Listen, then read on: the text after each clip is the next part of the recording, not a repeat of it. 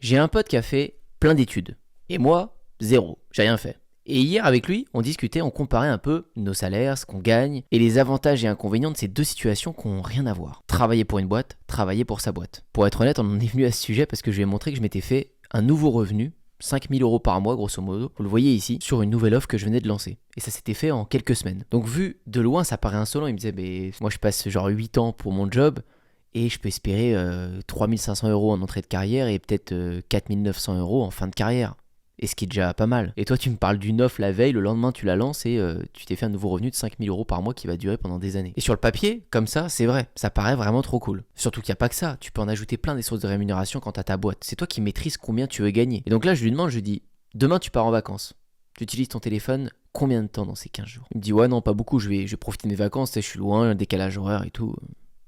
Voilà. Moi, je vais devoir l'utiliser tous les jours. Et quand je ne l'utilise pas, j'ai plein de messages en retard de mes clients, d'une publicité que j'ai lancée qui s'est mal lancée, qui tourne mal, où j'ai mis le mauvais lien, je suis en train de perdre de l'argent. J'ai toujours la tête sur le business.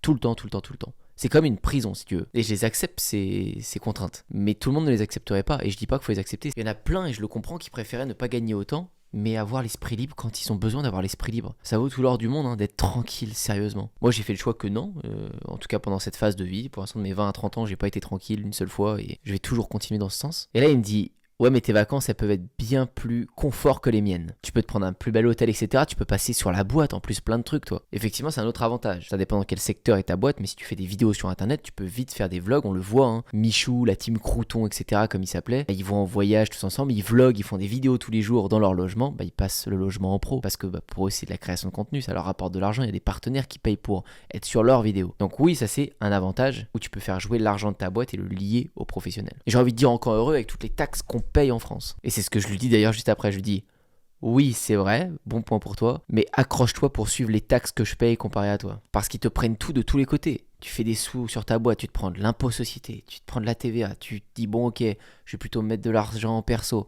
tu vas te prendre des cotisations sociales et des impôts sur le revenu, et j'en passe plein. Donc il faut toujours te pencher sur des systèmes de holding, de SCI, de faire remonter l'argent, d'investir en immobilier pour te les récupérer en loyer, pour... Juste, je gagne mes sous, donne-les-moi, et puis point barre, quoi, tu vois. Et ça, c'est ce confort-là que tu as quand même quand tu as un salaire. Bref, cette conversation a été longue et il n'y a pas de meilleure situation, c'est au cas par cas. Pour rien au monde, je prendrais sa situation, et je pense que pour rien au monde, il prendrait la mienne.